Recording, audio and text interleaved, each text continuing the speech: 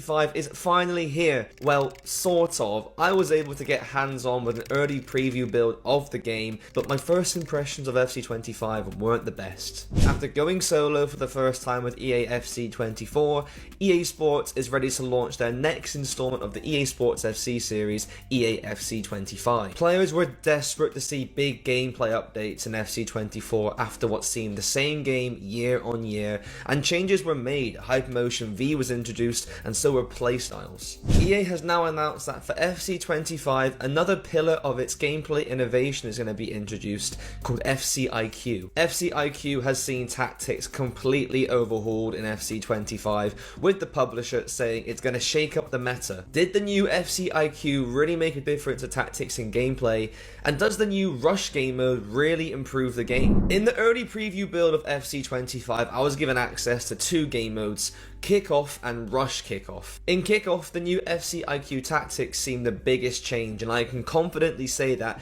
when setting up your squad in FC 25, there are way more options tactically wise than ever before. EA claims it's the most significant change to tactics in a decade, and it really does feel that way. Ultra attacking, ultra defensive and defensive tactics have been completely abolished, with a new team tactics page taking its place. Using real world data, EA has made the game more authentic than ever before, giving each player something called player role. There are over 50 player roles in FC 25, and these control how your players perform out of possession and off the ball. When setting up your tactics, you can assign a player role to each player on the pitch. It's pretty much just an in-depth version of player instructions. There are 3 to 5 player roles per position, with each player role having positive and negative impacts on how your team performs overall. Now, say for example, you're using Manchester City and are assigning a player role to Erling Haaland.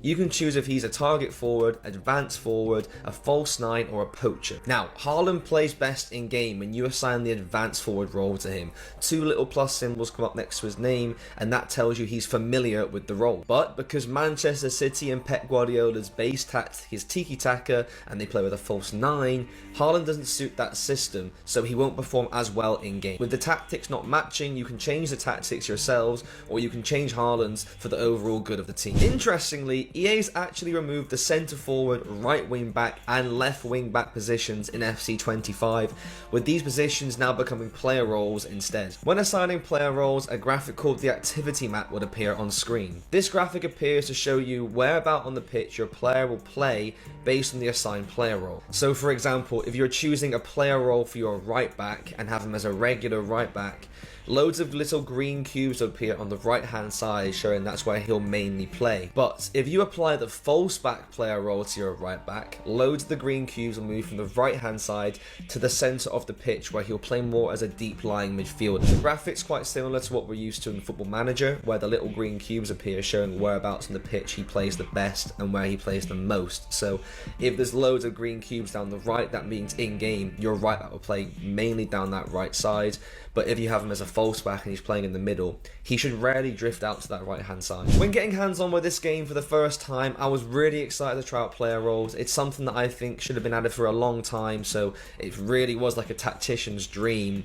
But unfortunately, it just didn't replicate in-game like it did in the graphics beforehand. The player roles for me did not have a big impact at all. If I had my right back as a false back, who was mainly in the middle as a deep-lying midfielder, how, sometimes Trent Alexander-Arnold would play for Liverpool, he would still drift out to the right more than not, or big holes would be left in positions where he should be. In fact, the majority of the time, it felt the exact same as player instructions in FC 24. I know there's more detail and more fancy words for it, but it really just seems like a glorified player instruction system. Away from the tactics though, I was left underwhelmed by the overall gameplay, because to me, it just felt like a copy and paste game from FC 24. To make the comparison fair, I played FC 25 kickoff games in between FC 24 kickoff games to make sure it was the same sort of pace and standard of the game.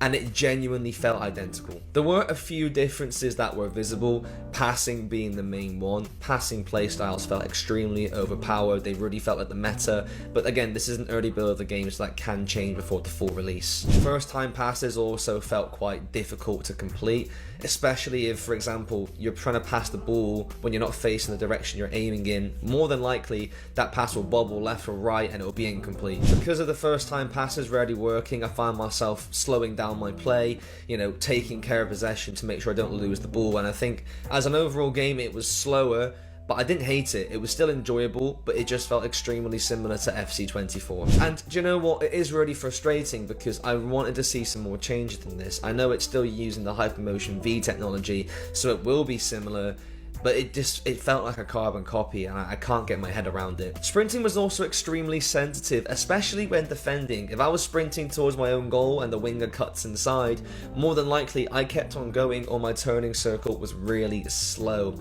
It does just feel like I was being pushed to play a slower game, which I'm not angry at, but funnily enough, that's very similar to how the UFL Open Beta played out. It was quite a slow game, and I'm just wondering if EA took a note out of their book with that. A new tactical foul system has also been introduced where you can purposely pull back your opponent on the counter attack, but you will get a yellow card. And true to life, 9 substitutions are now available on the bench rather than 7. After being introduced in FIFA 20, Volta will not appear in EA FC 25, putting an end to its 4-year run in the game. Volta was introduced as what seemed to be a new FIFA Street, but the magic that made that game so good just didn't seem to be there, and after the first few months in FIFA 20, the majority of players seemed to forget about the game mode. But now, EA has released a new game mode called Rush. Now this is a 5v5 game mode that can be played in Ultimate Team, Clubs, Manager Career Mode, and Kickoff. In Rush, you control a single player in Ultimate Team and Clubs alongside 3 strangers or friends and an AI goalkeeper. In Kickoff and Manager Career Mode, you control the entire team, but I can't lie, it just felt like Volta 2.0. It really disappointed me. Like I mentioned, in Kickoff and Career Mode, you control the entire Rush team, and I think maybe because I just played the Kickoff version, I found it extremely boring. There were some new additions I liked. There was new commentators in the game, there was a drone show before kickoff if you wanted to watch that, which was quite cool, and there was a Rush specific stadium which was fantastic. Visually it looked amazing. Gameplay wise, I just wasn't a fan. Firstly, the pitch felt too big. It was smaller than the 11v11 size pitch, it was bigger than Volta, but it still just felt too big at times. EA also hasn't changed any of the gameplay mechanics for Rush compared to the 11v11 game, so it was just a regular game on a smaller pitch. There was another flair and skill that you were used to in Volta. Some of the new features were quite cool though. In Rush, the kickoff isn't a regular kickoff. The ball rolls into the center circle and both teams charge at the ball to see who can get there first. It adds a bit more to play the game. Offsides also do exist in Rush because the pitch is bigger, but rather than being in the attacking half, it's the attacking third. One of the most exciting additions of Rush is penalties. Now, it's not your regular penalties. You don't place it on the spot, aim and shoot. Instead, it's a 1v1 with the goalkeeper. So the foul player will get the ball on the halfway line and charge at the goalkeeper trying to score. Now, what makes it even more interesting is that the opposition's captain will control the goalkeeper, so it makes it really interesting and more fun, I'd say. But apart from that new penalty system, I just did not enjoy Rush. Like I said, this does seem like a very sociable game mode. I don't doubt that in Clubs or Ultimate Team I'd enjoy this more, playing with my friends and controlling one player, but as a kickoff mode, it was extremely boring. Overall, I don't think the gameplay in FC 25 is bad. I just think it's way too similar to FC24. The concept of FC IQ, player roles and team tactics is brilliant. I absolutely love it. I think it's a feature that we've been crying out for years, and it should have been here a long time ago, but unfortunately it just doesn't feel that effective in game. Rush also feels quite boring and underwhelming, but I only played it in Kickoff, so I'm really hoping that EA can get it right in Clubs and Ultimate Team and make it a way more fun experience. FC 25 will be released worldwide on Friday, September 27th, 2024. There is still time for the right changes to be made, but for now, it does need some work because I don't think many people will be happy paying the big bucks for EA FC 24 just with a brand new name.